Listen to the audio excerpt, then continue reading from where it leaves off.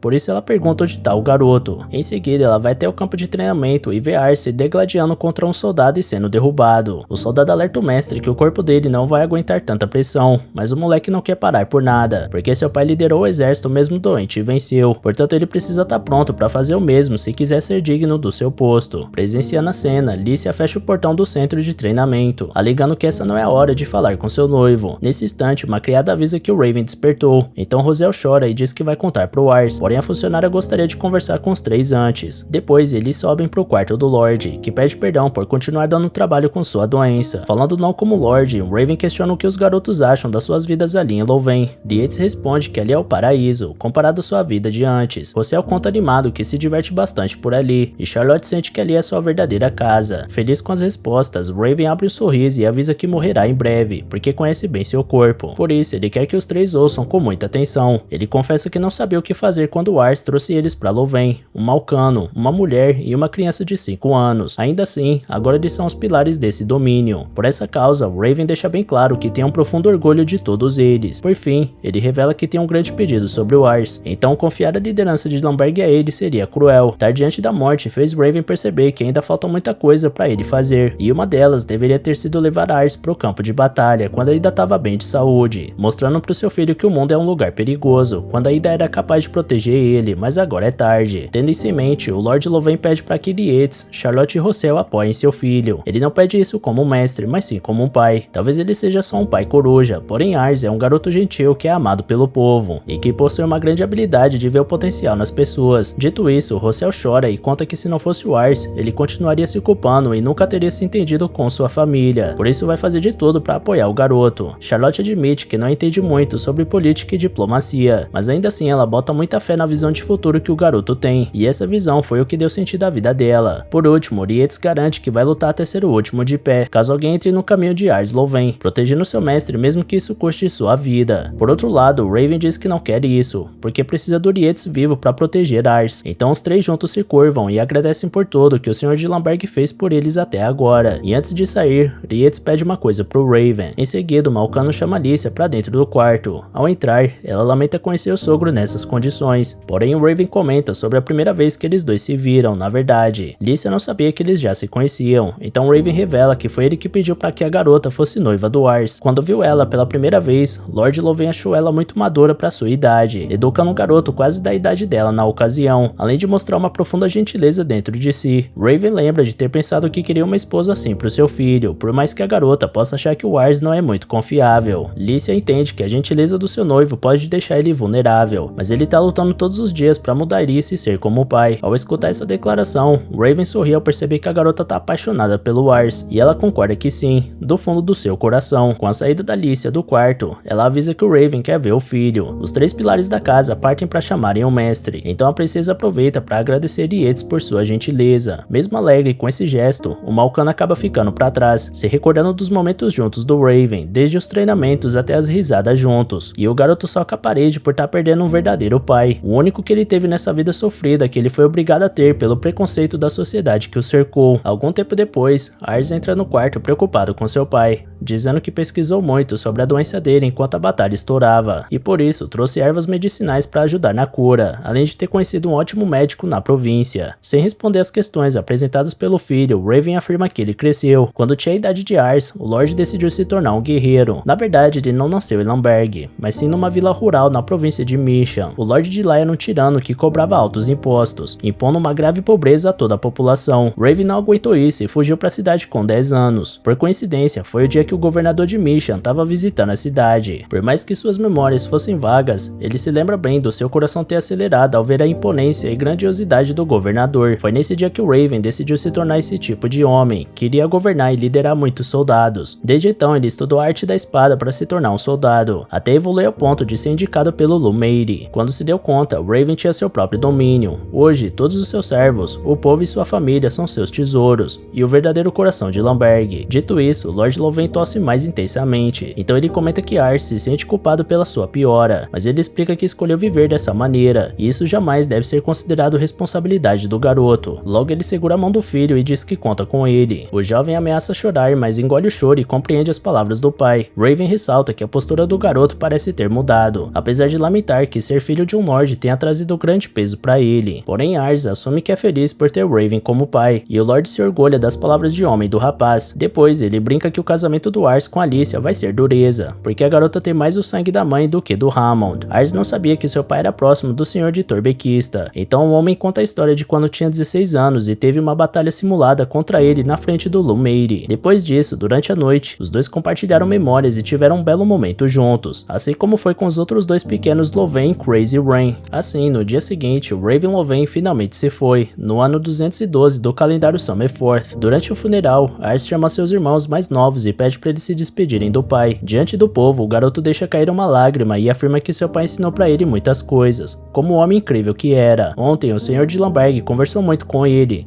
e colocou nas mãos do filho mais velho o comando desse domínio e de todos que ali habitam. Ars confessa que não é forte como o pai, no entanto ele é forte o bastante para prometer que vai cuidar e proteger cada cidadão de Lamberg mais do que qualquer coisa, mas para isso, Ars pede humildemente que o povo esteja ao lado dele. Dito isso, um homem se pronuncia a favor do herdeiro da casa Louvain, e logo todo o povo se une ao coro para expressar seu amor pelo jovem Lorde. Nessa hora, Charlotte se lembra de um momento no campo de batalha ao lado de Raven, quando o homem pediu para ela pegar leve com toda a sua força, para deixar um pouco para quando Ars estiver dividindo a linha de frente com ela.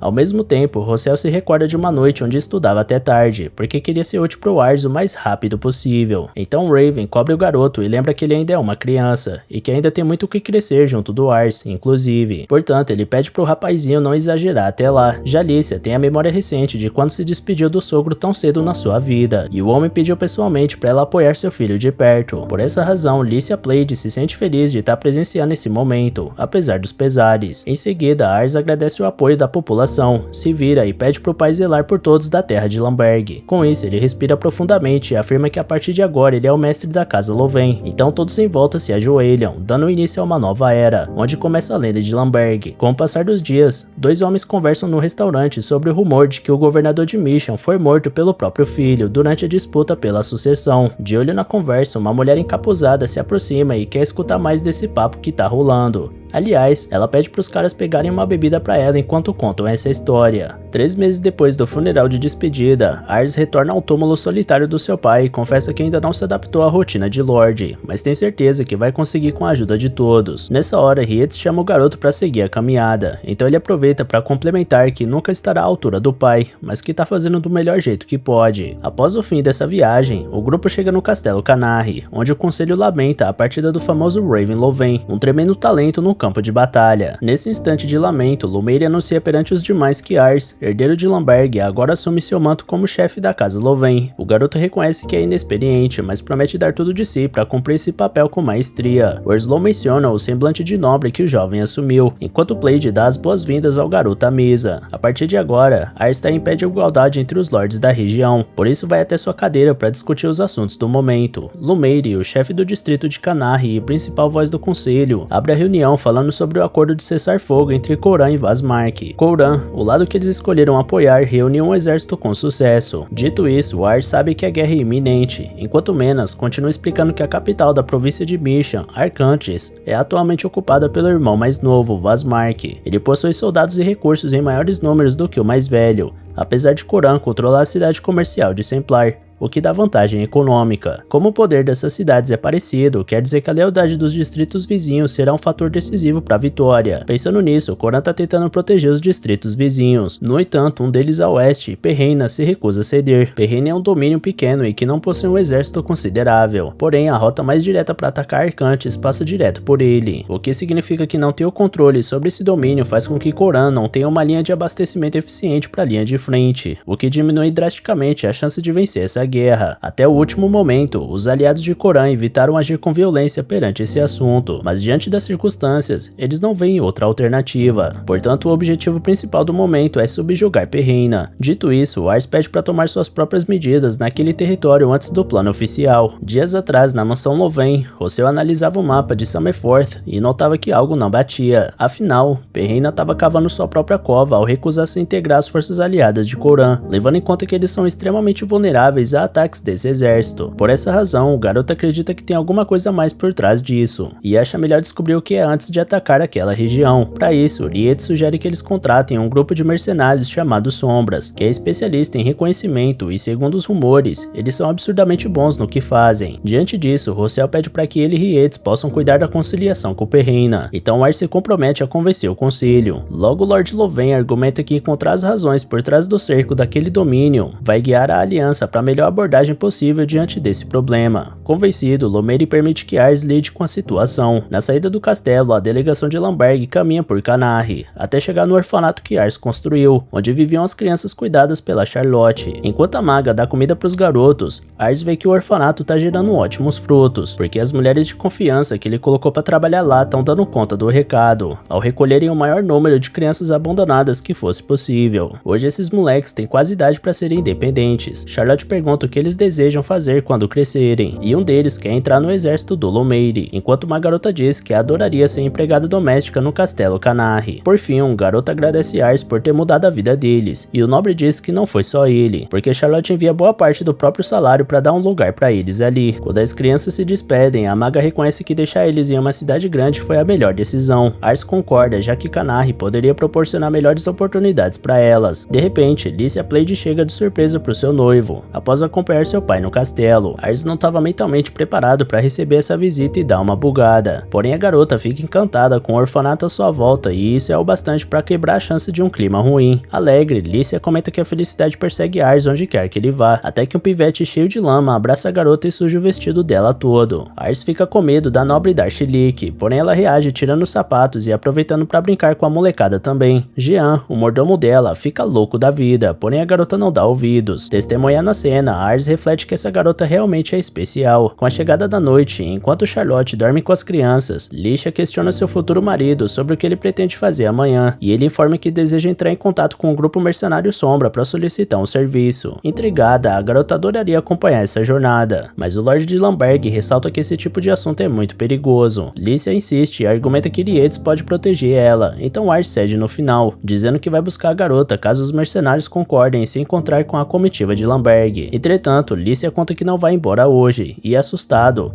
Ars descobre o motivo do Jean ter carregado tanta bagagem. Aliás, a garota deixa claro que não se importa nem um pouco de passar a noite no mesmo quarto do noivo, mas ele descarta essa possibilidade na mesma hora. Charlotte entra na briga para ver quem vai usar o jovem de pelúcia, até que Rietz entra no quarto e presencia aquela cena curiosa. Rossel pergunta abaixo se todas as mulheres são agressivas assim, então a maga puxa ele pro bolo. O garoto pede ajuda pro Rietz, que por sua vez recusa a súplica ao temer por sua vida. No fim das contas, todo mundo acabou na mesma cama, pro desconforto de Ars e Rossel. Ao amanhecer, as garotas perguntam se os garotos dormiram bem, mas a experiência que eles tiveram não foi das melhores. Para melhorar o humor do dia, Rietz avisa que recebeu uma mensagem dos Sombras, porém os rapazes não estão muito no clima de ficarem animados hoje. Em seguida, todos se despedem das pessoas do orfanato, e o Lord Louvain promete voltar sempre para visitar as crianças. Uma delas diz para Charlotte que talvez alguns deles não estejam mais ali quando a maga voltar, porém ele quer que ela saiba que eles vão fazer fazer o melhor que puderem na vida lá fora. Charlotte tem certeza que sim, e inclusive os rapazes do grupo notam que o humor dela hoje até melhorou com isso. Depois, Ars questiona onde eles vão encontrar os Sombras, e Yates informa que será num bar da periferia da cidade. O nobre ficou surpreso do seu subordinado ter conseguido o contato desses mercenários, e ele responde que um membro da antiga gangue dele ajudou com isso. Diante disso, Ars presume que os Sombras tenham solicitado os serviços do grupo do Malcano, e ele explica que cada facção costuma ter uma especialidade que pode ser útil em determinado propósito. Por exemplo, o grupo dele era muito experiente em combates na linha de frente, enquanto os Sombras são especializados em agir de forma discreta, usando a inteligência, espionagem ou até mesmo executando alvos caso necessário. Dito isso, Ars já começa a se preocupar com essa pequena reunião no bar, enquanto Yates completa que tem uma preocupação quanto às Sombras, porque o ex-líder da organização deixou o cargo e foi substituído por alguém bastante jovem, apesar de que agora, mais do que nunca, a facção esteja bastante qualificada. Mas esse é justamente o medo do Malcano, porque essa qualidade faz o líder querer aceitar só trabalhos que sejam do interesse dele. Ars diz que pode pagar uma boa grana, mas não é essa a questão, segundo Yates. Aparentemente, esse representante dos Sombras leva esses assuntos de uma forma mais pessoal do que deveria. Diante disso, Ars imagina que terá problemas, mas a essa altura do campeonato, só resta bolar um bom plano para não sair da reunião de mãos abanando. Logo eles chegam no bar, onde são recebidos por 3 atendentes bem vestidas e maquiadas. Um funcionário alerta que a casa tá lotada hoje. Então, Yates comenta com ele que em breve a luz desaparecerá, porque o tempo das sombras está chegando.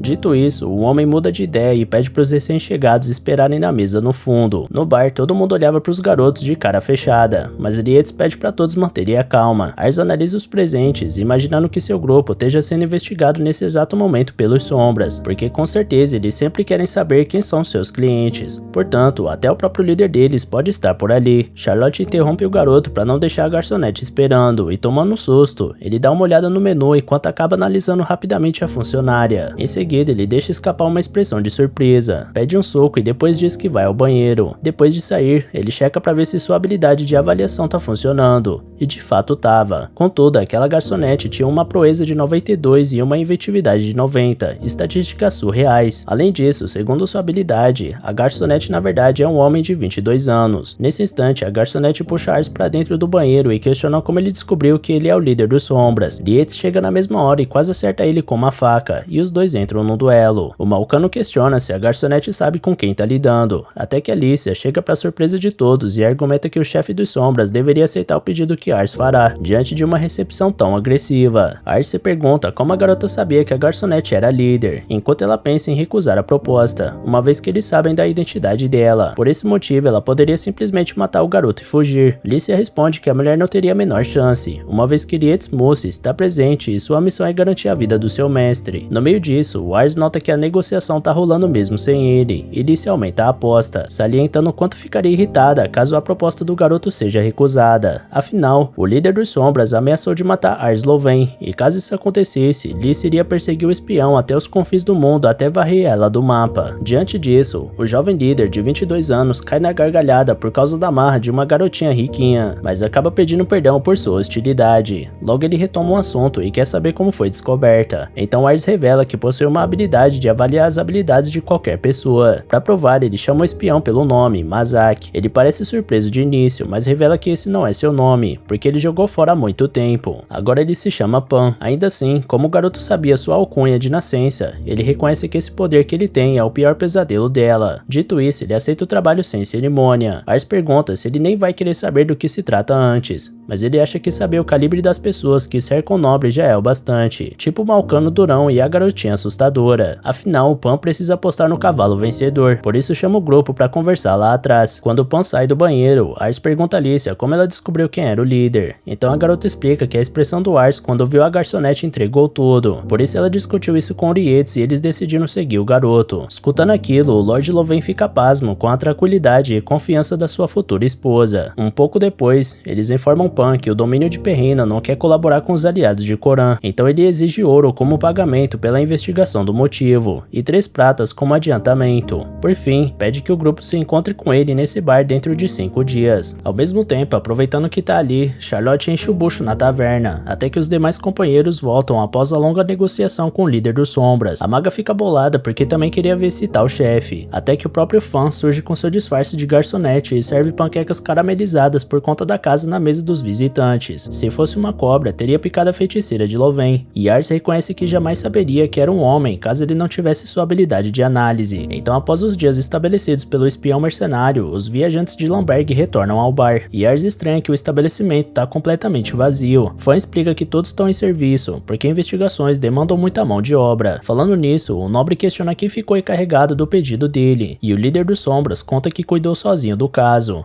uma vez que achou a história bastante interessante. Obviamente, Ars entende que isso é bem possível, lembrando que os status incríveis fazem dele um membro mais talentoso da organização, mesmo que sua pontuação seja mediana em liderança. Tão talentoso que finalizou um trabalho complexo como esse em tão pouco tempo, o que faz o contratante questionar como isso é possível. Com uma risada de canto de boca, Fan responde que esse é segredo comercial, então Ars não cutuca a onça. Em seguida, o espião entrega um documento que explica por que o distrito de Pereina não fica ao lado de Couran. O pergaminho continha assinaturas e selos dos nobres que se aliaram ao Vazmark, o inimigo, incluindo Pereina. Fora isso, Rietz nota o emblema de Maassa no papel, um distrito do oeste bem populoso, dono de uma das maiores infantarias do continente, tão forte quanto a da capital de Mission, Arcantes. Por esse motivo, certamente eles são um poderoso aliado. Felizmente, esse poderoso distrito escolheu o lado de Couran, assim como eles. Porém, essa marca de Maassa, numa promessa de apoio aos inimigos, deixa uma pulga atrás da orelha dos líderes de Lamberg. Afinal, se o documento for verdadeiro, Maassa tá traindo a aliança pró-Couran. Se for esse o caso, no eventual ataque a Pereina, Mission poderia contra-atacar pelas costas, causando a eliminação das tropas de Lamberg. Ou seja, com esse aliado, certamente a balança da guerra pende pro lado do Vazmark. Aliás, segundo Fan, talvez seja esse o motivo de Pereina estar a favor do filho mais novo do falecido governante do continente, levando em consideração que Mission é um território vizinho, e declarar guerra contra o oponente próximo tão superior seria um enorme tiro no pé. Seja como for, Rietz questiona o líder dos Sombras de que forma ele conseguiu esse documento sigiloso, porque essa informação pode determinar o andamento da guerra, e isso não permite que Lamberg dê um piso em falso. No entanto, Fan mantém o discurso de confidencialidade, argumentando que não compartilha seus métodos nem com colegas de maior confiança. Porém, ele garante que achou esse pergaminho no Castelo Pereina, a residência do governante local. Satisfeito com a resposta, o Malcano pede desculpas por duvidar da honestidade do contratado, enquanto Ars idolatra a capacidade desse sujeito de realizar uma tarefa tão complicada em tão pouco tempo. Além do mais, o cara pode se disfarçar de mulher melhor do que ninguém, por isso ele já coloca a mão no bolso para pagar pelo serviço. Porém, Fan pede para ele poupar a grana, admitindo que foi rude com o Lorde de Lamberg naquele dia. Portanto, o líder dos Sombras considera esse trabalho grátis como um pedido de desculpas pelo seu comportamento inadequado, além de um investimento futuro, porque ter um senhor de terras devendo um favor para ele não é qualquer coisa. Decidir essa parte, Ars planeja informar Lumeire imediatamente sobre a traição de Maassa, por isso se retira no mesmo instante. Mais tarde, no Castelo Canarre, o governante local é informado do pacto secreto entre os aliados de Vazmark, por isso ele ordena que Menas leve esse documento para Torbequista e Kumeiri. Mesmo assim, Lumeire considera que Pereina é a menor das preocupações agora, e por isso ele convida Ars para se reunir com Couran em pessoa. No entanto, Menas dá meia volta e alega que tem algo de errado com esse pacto, porque a assinatura e o selo de Maassa tem um erro visível. Para provar seu ponto, ele compara o brasão ao de um documento original, que é um círculo dentro de um hexágono, com um pentagrama desenhado no círculo. Comparando os dois, o pentagrama do documento capturado pelo espião tá com as pontas para fora do círculo, além do hexágono parecer menor. Ainda por cima, a própria assinatura apresenta diferenças entre as duas caligrafias. Ao levar em conta essa observação, Menas acredita que todas as assinaturas dos demais distritos são legítimas, tirando a de Maassa, que parece se tratar de uma falsificação. Considerando essa hipótese, uma vez que confia na visão do seu fiel subordinado, Lumeire entende que Pereina foi enganada ao acreditar que Maassa traiu a aliança pró-Couran. Isso levou eles a se unirem ao exército do irmão mais novo, Vazmark. Diante de uma percepção tão brilhante, Ars não deixa de analisar o status de Menas Renard, porém não identifica nenhuma habilidade fora da curva que justificasse esse talento. Por isso o garoto considera que sua técnica de análise não é tão plena quanto pensava. Deixando isso de lado, o Lorde questiona por que os inimigos empurraram essa mentira pra frente, apenas para serem desmascarados depois. Foi aí que o Rossel Kisha opina que foi uma estratégia para ganhar tempo, tendo em vista que a aliança de Couran pretendia atacar Pereina, que iria sucumbir de forma inevitável às forças forças inimigas superiores. Sendo assim, soa como se eles tratassem esse distrito como uma bucha de canhão, algo descartável, o que levanta suspeitas de que Vazmark realmente quer, com essa província ao seu lado, na verdade é possuir as pedras mágicas de explosão de Lambuja, artifícios de guerra raríssimos, que só são encontrados naquele território, além de outros 3 distritos em todo o continente em Summerforth. Quando refinadas, essas pedras permitem o uso de uma magia poderosa, além de possibilitar a fabricação de armas ainda mais potentes. Contudo, apesar da extrema relevância da região por conta do seu recurso estratégico, Rossel aconselha que seus aliados não ataquem Perrina, porque essa atitude seria o mesmo que jogar o jogo do Vazmark, causando um conflito que vai custar muitas vidas, além de ganhar tempo para os inimigos. Por essa razão, Rossel acredita que o melhor caminho seja conquistar Perrina de volta, contando a verdade a eles sobre a falsa traição de Maasa. Lumeire concorda com essa abordagem, porém ressalta que não sabe como fazer isso, sendo que já enviou vários mensageiros até aquele território, mas todos foram rejeitados. Algum tempo depois, no castelo de Perrina, o líder da região deixa de fora a forma como Ars conseguiu o documento do pacto entre os aliados de Vazmark, dando uma chance para o Lord Loven esclarecer seu ponto. Dito isso, o jovem expressa o desejo de unir seu território, Lamberg, ao exército de Vazmark, ao mesmo tempo em que lamenta a traição de Mishan. Afinal,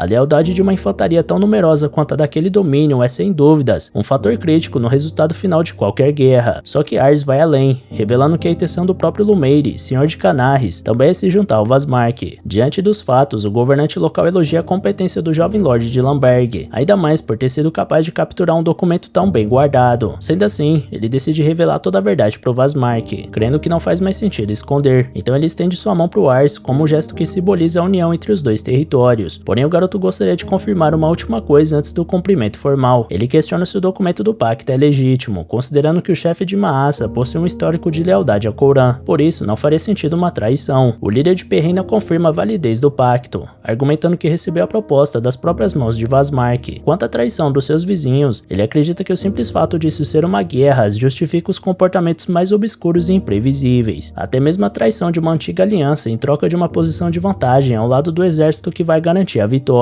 Ainda assim, Ars ressalta que a virada de lado de Maasa vai deixar aquele território simplesmente cercado, o que não oferece vantagem militar nenhuma. Diante dessa afirmação, o governante local embaralha suas palavras, então Ars mantém a ofensiva, afirmando quão perigoso é acreditar nisso sem saber os motivos daquele distrito. Perante essa insolência, o senhor de Perrina acusa Ars de ter forjado uma aliança com ele apenas para conseguir essa audiência, por isso ordena que seus guardas prendam um jovem lorde. No entanto, um dos homens que acompanhava o garoto nessa viagem era Lietz Mussis, cuja fama faz os soldados adversários tremerem de medo e cessarem a passada. Dadas as circunstâncias, Lord Loven assume o real motivo de ter vindo até Perrina, então revela a presença do governante de Mishan em pessoa. Mais cedo, na reunião entre os aliados de Khorran, Rossel tinha anunciado um plano onde eles deveriam arranjar evidências de que o pacto é forjado. Conseguida a prova, eles apresentaram ao chefe de Mishan, que de fato jamais assinou esse documento, evidenciando a tentativa de Vazmark de enganar Perrina. Com a verdade em mãos, o plano de Rossel é fingir que eles mudaram de lado para conseguir uma audiência com o senhor de Perrina e provar que o pacto é uma mentira. No entanto, diante de uma tática tão dissimulada contra seu distrito, o chefe de Mishan decide pessoalmente convencer o vizinho do que está acontecendo. Logo ele joga o líder local contra a parede, atestando que o pacto é uma farsa e mesmo considerando que Perrina volte atrás e se junte novamente ao exército de Khorran, o soberano de Mishan não pretende ignorar o fato do seu vizinho ter sido enganado tão facilmente. Atrás deles, Ars admira a imponência do seu aliado até mesmo na casa do inimigo e adoraria ter esse cacique para ser o Lorde de Terra mais embaçado desse mundo. Falando nisso, o próprio líder de Mishan deixa nas mãos do garoto o destino de Perrina, dando uma chance dele mostrar na frente de todos que também tem pulso firme. Então, mesmo tomando um susto de início, Ars reconhece o erro do inimigo, porém perdoa sua atitude e pretende tornar ele novamente seu aliado. Surpreso, o chefe de Perrina agradece a compaixão do jovem Lorde e promete dar tudo de si para provar seu valor. Dito isso, o aliado de Ars elogia ele por ter resolvido uma situação tão complexa sem derramamento de sangue, e decreta o fim dos assuntos nesse território. Tempos depois, diante do túmulo do pai, Ars conta o conflito que resolveu na base da diplomacia. Embora Vazmark tenha conseguido pôr as mãos em um grande número de pedras de explosão do distrito de Perrina, atrás do garoto, Lietz e Rossel recebem a gratidão do Lord Loven, que mesmo diante das motivações sinistras da aristocracia envolvida nessa guerra, ele reconhece que a maioria tem um intuito legítimo de proteger seu povo. O desejo de Ars é se tornar virtuoso a esse ponto, e considera que não seja capaz de atingir esse patamar sem a ajuda dos seus grandes amigos. Leal como sempre, Lietz deixa claro que sempre estará ao lado do seu mestre, não importando o que a situação exija e o inimigo que eles enfrentarem. Na visão do Malcano, tudo que Ars deve fazer é continuar focado no que acha certo, assim como fez quando perdoou o líder de Perreina. No meio disso, uma criada da casa Louvain chama seu mestre de forma desesperada, alertando que uma carruagem acabou de chegar. Então, Lomeir e Menas surgem no distrito de Lamberg após um longo período, finalmente podendo visitar Raven em seu túmulo. Falando com seu falecido amigo como se ele tivesse presente, o governante de Canarres conta que o próprio Coran deseja conhecer seu filho, Ars. Escutando aquele diálogo fictício, o garoto treme na base ao descobrir que o líder máximo de toda a aliança solicitou a presença de um Zé Ninguém como ele. Na cabeça do garoto, isso seria tipo um representante de bairro conhecendo o presidente, por isso considera que isso tudo seja balela. No entanto, Lomeir explica que realmente contou sobre todo o evento recente Perreina pro Coran, e que isso de fato despertou o interesse do herdeiro ao trono real. Falando nisso, eles não têm tempo a perder, por isso devem visitar o chefe agora mesmo. Então, mesmo borrando as calças, o jovem se prepara para partir.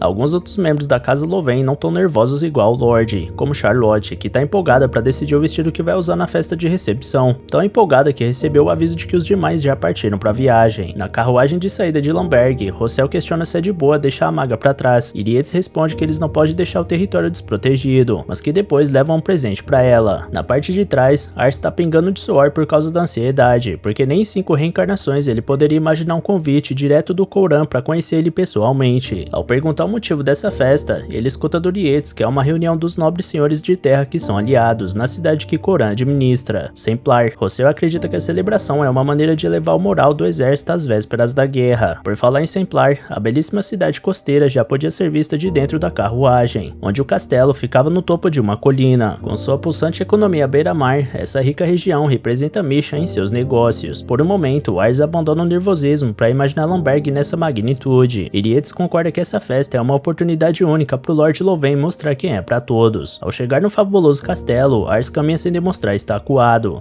enquanto os nobres em volta se perguntam quem é essa criança, deixando o jovem senhor de terras um pouco mais nervoso por se achar um pirralho caipira naquele meio. À sua frente, Lomeir era cumprimentado pelos convidados, que se animaram com os feitos heróicos do governante de Canarre. Não deixando o garoto para trás, Lomeir convida ele para se juntar ao grupo, pedindo para que o jovem não baixe a cabeça, como um bom nobre deve fazer, antes de apresentar ele para os presentes. Em seguida, o som do trompete anuncia a chegada do líder máximo da legião de aliados. Logo, um homem aparece no salão e manda todos se erguerem, após os convidados se curvarem. Ars não perde tempo e analisa as habilidades de Coran Salamáquia, percebendo que são status dignos do governante dessa terra, tendo sua liderança e proeza no nível máximo. Diante disso, Ars não entende como ouviu dizer que seu irmão mais novo, Vasmark, é ainda mais impressionante. Talvez sejam motivos que fogem aos atributos, coisas que vão além de números estampados que definem o motivo pelo qual o irmão é tão enaltecido. Nesse instante, o primogênito Salamáquia agradece aos convidados por sua presença, e logo denuncia os perigos que atravessam a província após a morte do seu pai. Segundo ele, a raiz desse conflito é a rebelião do seu irmão mais novo, Vasmark, que optou pela guerra ao invés de aceitar Coran como legítimo herdeiro ao trono. Aparentemente, Summerforth não vai colocar o dedo nessa batalha para evitar um desastre, porque os 200 anos de enfraquecimento fazem desse império apenas a sombra do que já foi um dia. Diante dos fatos, Coran alega que o império que se tornou uma relíquia ultrapassada deve ser refeito, levando em conta que no mundo como ele é hoje, todos sabem que as novas eras são forjadas através da destruição e renascimento. Por isso, ele não só planeja derrotar seu irmão, mas também unificar Mishan, tornando o território inteiro numa só nação. Para alcançar a independência, Coran reuniu as pessoas mais talentosas que conhece nesse salão, na esperança de que todos possam trabalhar juntos e conquistar o objetivo final de um país unido por todas as suas bandeiras. Dito isso, o líder máximo ergue o punho e convoca seus aliados para a batalha e é respondido com entusiasmo. Depois disso, para surpresa de Ars, Coran faz questão de apresentar o senhor de Lamberg, que foi responsável por um feito magnífico. Lietz e Rossel empurram seu mestre para frente, então ele se apresenta pessoalmente ao líder com seu nervosismo habitual. Então, Coran Salamáquia pede a presença do jovem ao seu lado para que todos possam ver ele, e conta que Vasmark, no ato de pura covardia, forjou uma falsa aliança para levar o distrito de Perreina para o lado inimigo. No entanto, Ars descobriu a farsa e trouxe o apoio daquele território sem derramamento de sangue. Coran escuta o burburinho entre os convidados que não acreditam que uma mera criança seja capaz disso. Por isso ele faz questão de ressaltar que a idade não importa, e sim as conquistas que somos capazes de alcançar. Nesse quesito, Ars Louvain fez mais do que qualquer um ali presente, e por essa razão,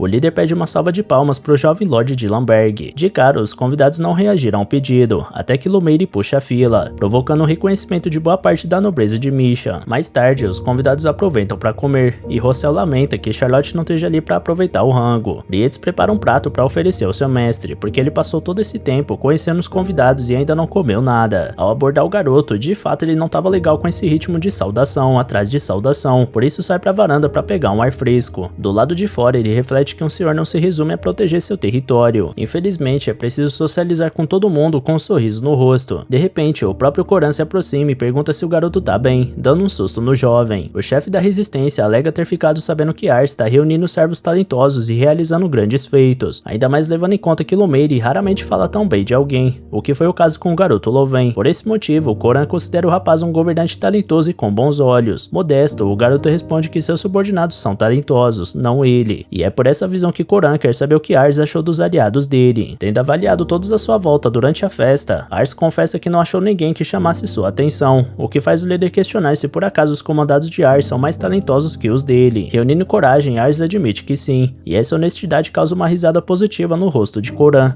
que assume que seus homens são leais e motivados. No entanto, falta neles aquele talento bruto que faz a real diferença. E escutar isso do Ars só fez o governante ter ainda mais certeza disso. Na verdade, só com esses homens, a guerra que tá por vir será muito difícil de vencer, porque por mais que Coran tenha ao seu lado mais dinheiro e um exército mais capacitado, o inimigo conta com líderes mais talentosos, um fator crucial em qualquer conflito armado. Ciente disso, é por essa razão que o líder fica feliz ao saber da habilidade única e das conquistas do Lorde de Lambert. Isso significa que ele tem grandes expectativas em cima do jovem, que caso sejam concretizadas como a vitória nessa batalha, vai render ao Ars o título de chefe de Canarre. Assustado, o Ars fica preocupado com Lumeire, atual governante da região, porém Coran já planejava há tempos promover ele para um território maior, sendo um dos servos mais confiáveis que o líder tem. Por fim, Coran pede que Ars entregue seus servos para ele, então o garoto entra no modo desespero, explicando de todo jeito que não pode fazer uma coisa dessas. O homem responde com uma risada que já esperava essa resposta, então convida o jovem para o próximo conselho de guerra da aliança, porque além de valorizar as opiniões do garoto, ele gostaria de usar esse talento de avaliação para fortalecer suas tropas. Com a partida do superior, a ficha do Ars cai, então ele promete corresponder às expectativas do seu comandante, dando o melhor que pode nessa guerra. Enquanto isso, no Castelo Arcantes, do outro lado da trincheira, Vasmark fica sabendo que a aliança forjada de Perrina foi descoberta. Apesar disso, seus dois fiéis servos, Thomas Grandion e Remus Ives, acreditam que essa não foi uma perda significativa, levando em consideração que eles já conseguiram muitas pedras mágicas do território, o que quer dizer que uma guerra nesse momento provavelmente traria a vitória ao filho mais novo do falecido governante de Mishan. Além do mais, eles acreditam que Coran não possui oficiais talentosos, fora que a infantaria dele é menor que a de Vasmark. Ainda assim, Vasmark deixa claro que não entra em nenhuma guerra que não tem certeza que vai vencer, por isso exige que os subordinados garantam 100% de possibilidade de vitória. Depois, o líder questiona Thomas Grandion sobre a Mireille, mas o homem não faz ideia, já que ela só vive bêbada e jogada em qualquer canto por aí. Seja como for, Vasmark deseja aquela mulher ao seu lado, o que gera a revolta de Thomas, que considera que ela se tornou apenas uma embriagada perdida na vida. Considerando o argumento do servo, o chefe repensa essa decisão. No dia seguinte, Charlotte fica sabendo que eles farão parte do conselho de guerra de Coran, além de receber um presente de exemplar das mãos do Rossel. Fora isso, o líder máximo pediu que Ars encontre pessoas talentosas para isso, então Lietz aconselha que eles procurem os sombras para coletar informações sobre isso. Logo ao chegar no bar dos mercenários, o líder, Pan, promete apresentar ao Lorde Loven as pessoas mais talentosas da região em troca de um bom pagamento e ouro. Na saída do local, Ars leva um esbarrão de uma mulher bêbada na rua e cai no chão, mas ao menos a mulher teve a decência de voltar e pedir desculpas, estendendo a mão para levantar o garoto de novo. Ars fica de boa com o acidente, mas Lietz parece não ter perdoado a beberrona tão facilmente. Em seguida, a pinguça entra no bar dos sombras, fazendo o Pan alertar que eles ainda não estão abertos, mas a mulher não tá ali para beber mais, e sim para pedir um emprego, chamando a Pan de garotinho. O cozinheiro vê que é a Mireille e fecha a cara para ela, porque essa moça frequentava muito um bar do interior, onde os dois viviam, e muitas vezes ele teve que pagar a conta dela. Mireille argumenta que vai acabar indo de base em alguma sarjeta qualquer da periferia, mas o homem não tá nem aí pra ela e manda ela vazar. No entanto, Pan decide acolher a bêbada, fazendo o funcionário questionar se ele sabe o que tá fazendo.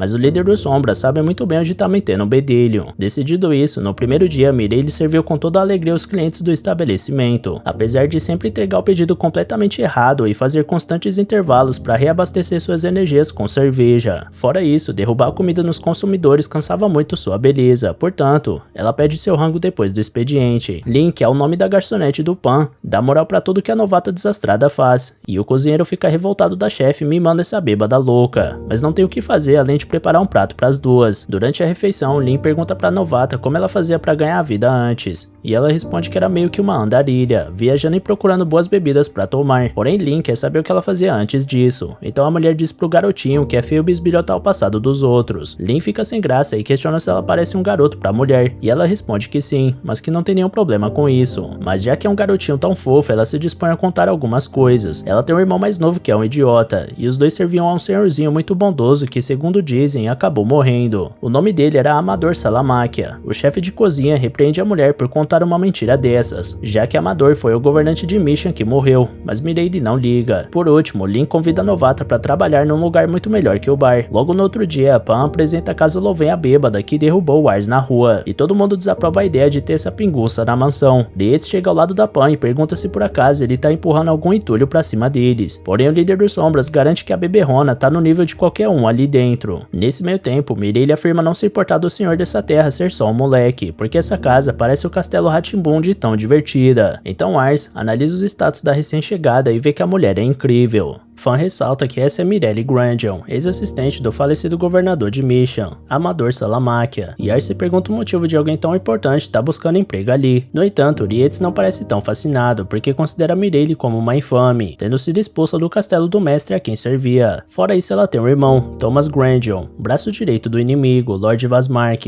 Levando isso em conta, é possível que essa mulher esteja querendo passar informações de Lamberg pros inimigos. Mireille responde que não tem chances disso acontecer, porque ela e o irmão não se dão nem um pouco bem. Aliás, ela nem sabia que Thomas tá servindo ao Vasmark. Seja como for, a mulher comenta com Fan que não tá sendo muito bem recebida nesse lugar. Então o líder dos sombras pergunta diretamente qual vai ser. Ars fica indeciso, enquanto Lietz e Rossel concordam que Mireille deve ir embora. No entanto, Ars contrata a mulher dizendo que ela possui uma habilidade muito acima da média, embora ele não saiba exatamente o que significa esse status de ambição. Assim como no caso da Alicia. Seja como for, ele prefere arriscar e ter todo esse potencial ao seu lado. Logo, Mireille é oficialmente aceita na casa Louvain. Entretanto, logo nos primeiros dias da recruta na casa, Lietz já estava no limite da paciência, dizendo que hoje a mulher passou o dia inteiro dormindo de novo e não fez nenhuma das tarefas. Fora isso, várias denúncias acusam ela de se embebedar durante o treino e negligenciar a instrução dos soldados. Lietz tentou fazê-la mudar de postura, porém Mireille respondeu que o garoto também tem vontade de não fazer nada às vezes, e isso foi a gota d'água pro Malcano. Logo em seguida, Rossel tá chorando na sala, dizendo que não quer mais a Mireille como sua professora particular, porque ela resolveu desistir dos livros e fez o garoto correr no quintal a troco de nada, enquanto se embriagava. Furioso, Rossel questiona por que um estrategista precisa aprender a correr. Ars tenta passar pano, dizendo que deve ter algum motivo por trás, até que diversos sons de explosões são escutados do lado de fora. A guarda da casa Louvain interpreta isso como um ataque e se prepara para a batalha. Porém, era apenas Charlotte mostrando para Mireille o que ela é capaz de fazer. Ars pergunta que negócio é esse, então a maga responde com tranquilidade que a moça queria ver uns feitiços. Aí ela mostrou. Aproveitando a brecha, os guardas e as criadas se juntam para mandar a novata mudar de postura, porque todo mundo tá tendo o dobro de trabalho desde que ela chegou. Mireille argumenta que já tá numa idade avançada e não consegue mais mudar a postura, porque macaco velho não aprende truque novo. Então ela pergunta o que o Ars acha disso, e o garoto grita que todos devem trabalhar juntos e repensar as atitudes para que as coisas não fiquem do jeito que estão. Dito isso, Mireille coça a cabeça, porque refletir sobre suas ações não é algo que ela gosta muito de fazer. Porém, apesar do ambiente hostil e das frequentes reclamações, ela diz que não quer ir embora dali. Então Ars questiona por quê. Mireille responde que nunca foi acolhida assim desde o velho Salamáquia, e até concorda que precisa rever seus conceitos para ficar lá. Por isso ela sugere uma luta simulada para mostrar o seu real valor, já que é difícil fazer isso sem sair na mão. Caso ela vença, será reconhecida como uma legítima serva da casa Louvain. Ars acha isso um pouco demais, porém Lietz gosta da ideia, é claro, porque essa é a oportunidade do Malcano meter a mão na cara da novata sem perder a razão. Ars sabe que isso tá saindo de controle e precisa fazer alguma coisa, por isso entra em desespero. Algum tempo depois, no dia da batalha, Lícia chega na mansão porque ficou sabendo desse evento, então fez questão de vir torcer. Mireille comenta que essa é a tal da noivinha mais querida de Lamberg, porque Ars vive falando bem dela pra todo mundo. Por outro lado, Lícia revela que seu noivo também conversa sobre Mireille às vezes, falando sobre como ela só come, bebe e dorme sem dar nada em troca. Ars diz que é mentira, e Mireille acredita no garoto, porque ele é a única ali que realmente faz questão que ela esteja presente. Assim, a bêbada dá um abraço apertado no jovem. Então Ars olha pra sua noiva e tenta interpretar que diabos de reação é aquela que ela tá tendo. Pra amenizar a situação, Rossel bota a pilha pra batalha começar logo. Então o Lorde começa a explicar as regras ainda apertado contra o peito da recruta. A batalha simulada vai ser realizada entre duas equipes de 50 pessoas cada, numa região da Floresta do Oeste.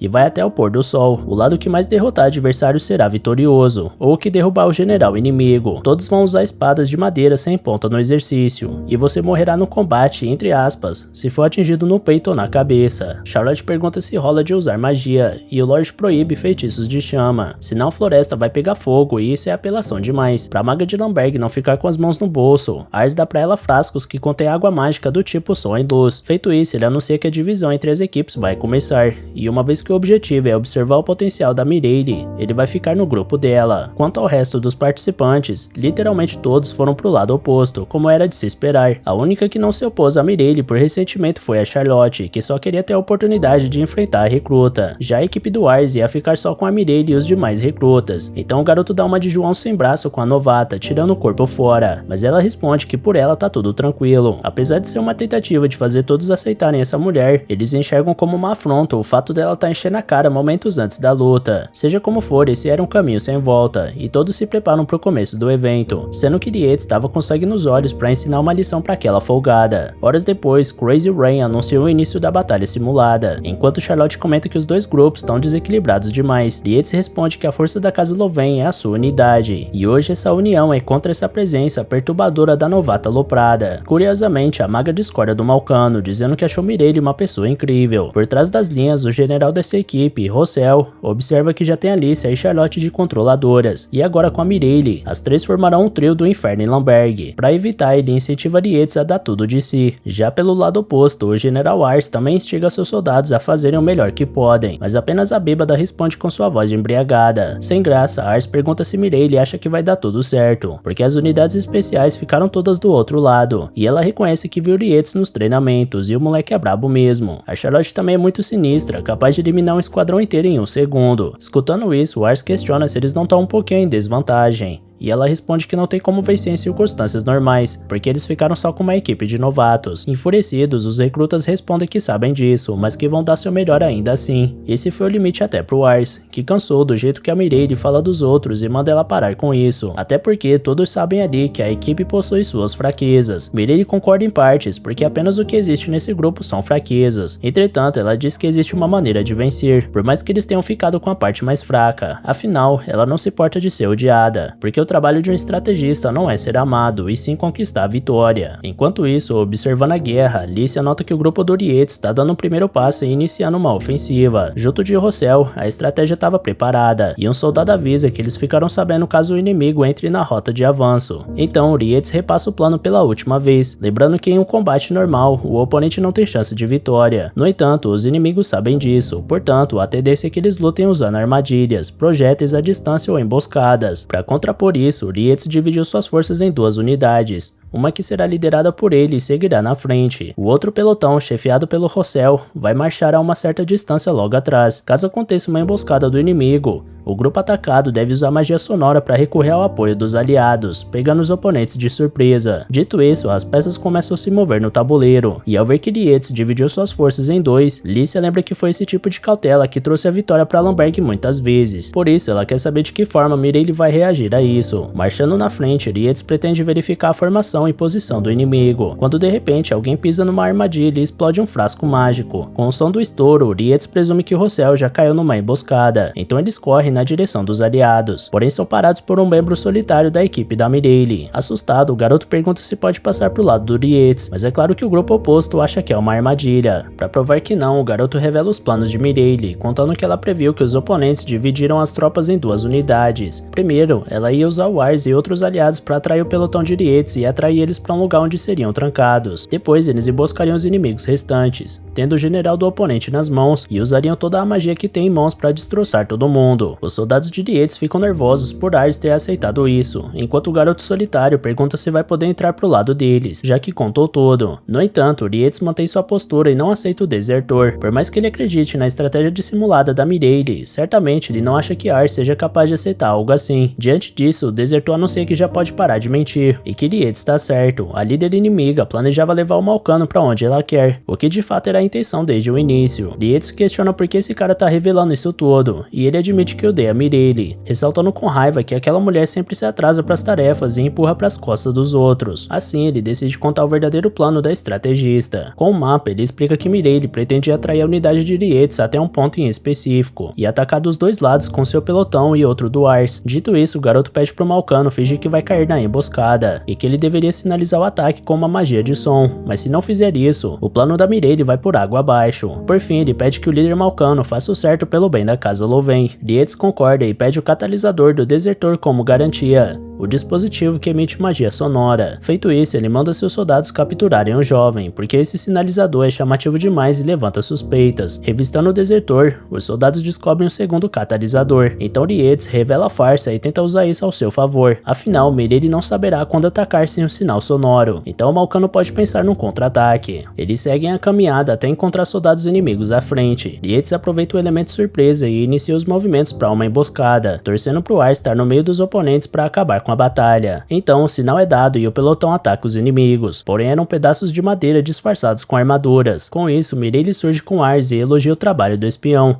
que fez tudo conforme o planejado. Irado, Yates confessa que não sabe qual é o plano da inimiga, mas garante que não sairá dali derrotado. Ars fica borrado de medo ao ver a cara de raiva do Malcano, apesar de Mireille debochar do cão raivoso. Então ela coloca o general do grupo dela nas costas e sai correndo, e todos os oponentes correm atrás. Displicentes com essa pressa para alcançar a vitória, os homens do Yates iam caindo em armadilhas pelo caminho. Inclusive, o próprio líder cai em um buraco pelo caminho, mas sua sede de vencer e sua habilidade acima da média fazem ele saltar para fora e continuar a perseguição. Vendo que seus adversários ainda estavam de pé, Mireille apela para os frascos mágicos, que explodem feito granadas contra os soldados do lado oposto, atordoando todos eles com um som ensurdecedor. Porém, apesar disso ter atrasado todos os guerreiros, Yates ainda estava todo vapor atrás do seu alvo. Então Mireille começa a se perguntar quando os novatos vão dar o sinal que foi planejado, porque nesse ritmo, aquele cara pode acabar chegando no general dela. Vendo seu homem no lombo da piriguete alcoolizado em alta velocidade, Lícia torcia pro garoto dar uma surra nela, ainda que os dois estivessem no mesmo time. O mordomo da mocinha desaprova o comportamento da donzela, então ela volta a agir feito uma só pro cara parar de encher o saco. Ao mesmo tempo, Grace pergunta pra irmã onde estão os soldados do Ars, porque de fato ninguém tava conseguindo enxergar. Enquanto isso, no fundo da floresta, Rossel, Charlotte e seus homens marchavam pelo território, e a maga tá preocupada deles se afastarem muito ao ponto de não alcançarem os demais a tempo. De toda forma, o general garante que tá tudo sob controle. Entretanto, o grupo dele sofre uma emboscada do regimento separado do Ars. Ao ver que as forças adversárias estavam divididas pela metade, Rossel supõe que o resto tá lidando com a Mireille e o Ars, impossibilitando a chegada de qualquer esforço. Ainda assim, mesmo em números parecidos, os experientes soldados do garoto concedem uma enorme vantagem nessa batalha, contra novatos que nunca viram um campo de batalha na vida. Entretanto, como um dos recrutas bem menciona, eles de fato não podem vencer num confronto direto. Mireille, é claro, também sabia muito bem disso. Antes de enviar sua tropa discursando para todos os combatentes do exercício, ela convenceu na lábia seus soldados a fazerem os veteranos engolirem suas próprias línguas, após eles tanto contarem vantagem e menosprezarem os iniciantes. cantando vitória antes da hora. O líder apelou para esse sentimento de raiva para motivar os soldados a entregarem tudo nessa luta, mas não sem antes combinar uma estratégia para fazer eles não ficarem em desvantagem à toa. Por essa razão, os recrutas não vão bater de frente com um número equivalente, e sim com o dobro de unidades em relação às forças inimigas. Dito isso, vários outros recrutas surgem da mata e somam as forças aliadas, que veem sua moral se elevar diante da vantagem numérica. No entanto, essa vantagem coloca em risco a integridade do general, que se vê exposto ao ser protegido apenas pela Mireille, que tenta manter a peça-chave no jogo apostando corrida contra seus oponentes, sendo que tem um Malcano endiabrado disparando logo atrás deles. Do outro lado, diante das circunstâncias, Charlotte puxa o Rossel e foge com ele mata dentro, porque também não pode entregar seu general de bandeja. A esperança da maga é se encontrar com Rietes a tempo, torcendo para que ele tenha derrotado pelo menos a Mireille. Para despistar soldados inimigos que estão perseguindo os dois, a garota manda Rossel tampar os ouvidos e lança um frasco de som, cujo barulho pode ser ouvido pela Mireille, que agora sabe exatamente onde seus aliados estão. Ainda assim, como bem lembra o Ars, o Rietes está na cola deles, então eles devem se preocupar com isso agora. O Malcano também ouviu o estrondo, o que faz ele se questionar sobre a situação dos seus companheiros. Para sua felicidade, Rossel está intacto, mas o mesmo não pode ser dito da Charlotte, que foi de base com o próprio frasco que arremessou. Com isso, o general tem que se virar sozinho na correria. Logo atrás dele, os soldados da Mireille foram instruídos a empurrar o general adversário para determinada localização, caso não consigam agarrar ele. Observando a guerra simulada do alto, Lícia nota que o plano da Mireille era ir direto atrás do Rossel e não atrair Rietes para separar os regimentos dos soldados veteranos, como deu a entender no início. Pensando nisso, Lícia anuncia que essa batalha está prestes a terminar, por isso ela quer ver esse momento mais de perto, então desce a colina em direção ao olho do furacão. Enquanto isso, Rietes está embalado atrás do Ars e da Mireille, prometendo que não vai deixar eles chegarem no Rossel. Ao escutar isso, a mulher nota que o adversário descobriu a estratégia, por isso ela dá o último impulso para correr ainda mais rápido. No entanto, para sua surpresa, o Malcano tirou sua capa e liberou um bônus de velocidade que volta ele para a cola dela. Enquanto dispara, Rietes Mosses reflete sobre quando Ars tirou ele da rua e deu dignidade para sua vida. Desde então, Rietes tem sido fiel ao seu objetivo de retribuir tudo que o garoto fez por ele. Desde sempre, Ars nunca se importou com a origem ou a raça do Malcano, que prometeu empunhar sua espada para tornar os sonhos do mestre reais. Entretanto, para continuar sendo o servo mais habilidoso e confiável do Ars Loven, Rietes precisa derrotar Mireille. Enquanto reflete sobre isso, tanto ele quanto seu oponente já passam dos 120 km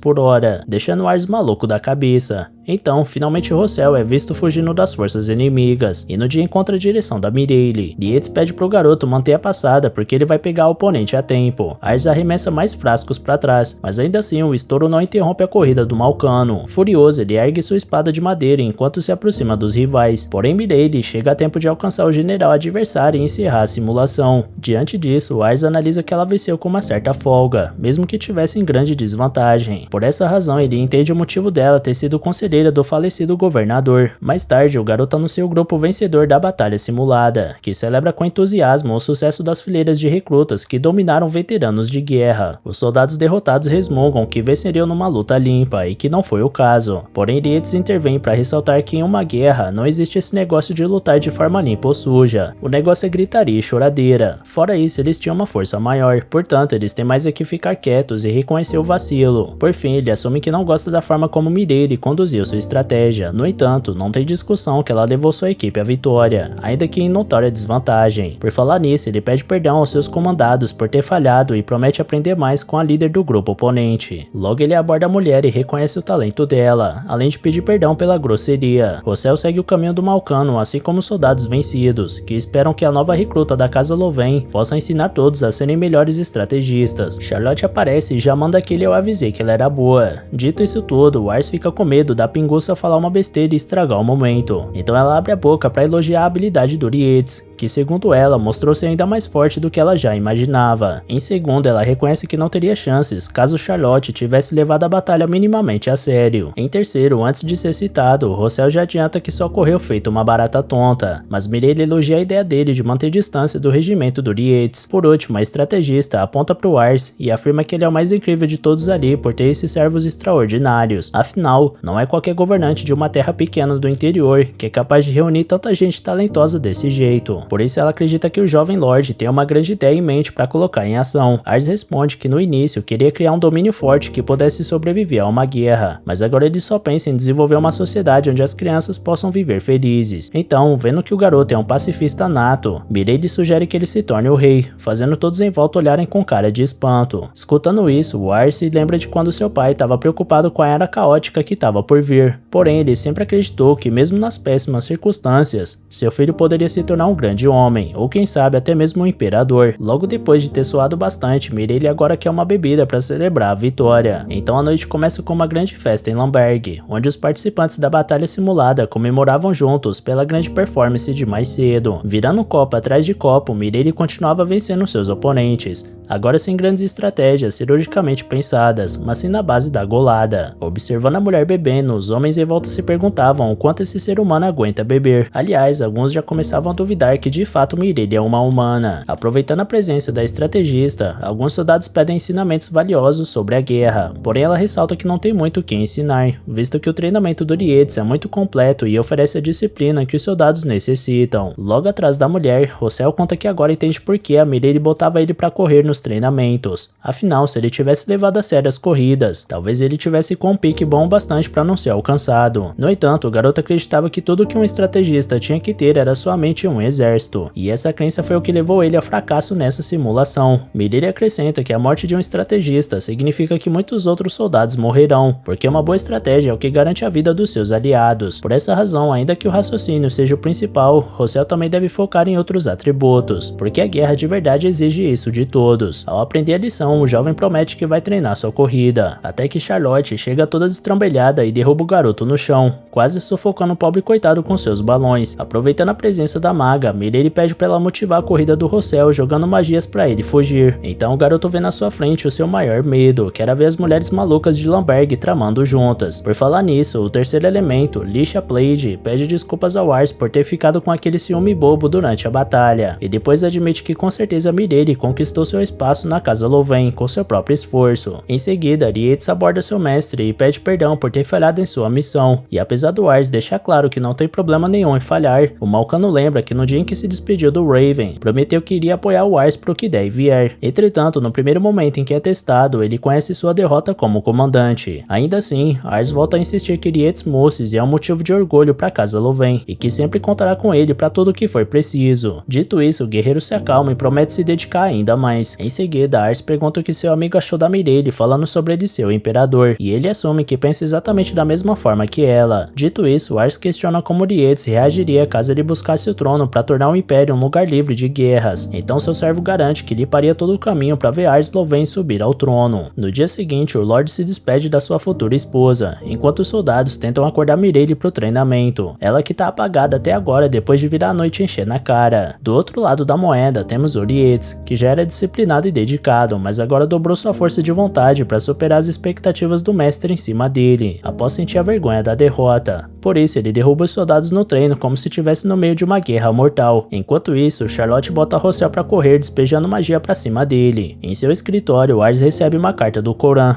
pedindo novamente a presença do Lorde Louvain para que participe do Conselho de Guerra. Obviamente, o jovem pede para Charlotte acompanhar a delegação para emprestar seu talento como estrategista, o que ela aceita sem pestanejar. Da mesma forma, Rossel, Charlotte e Rietz também confirmam que vão.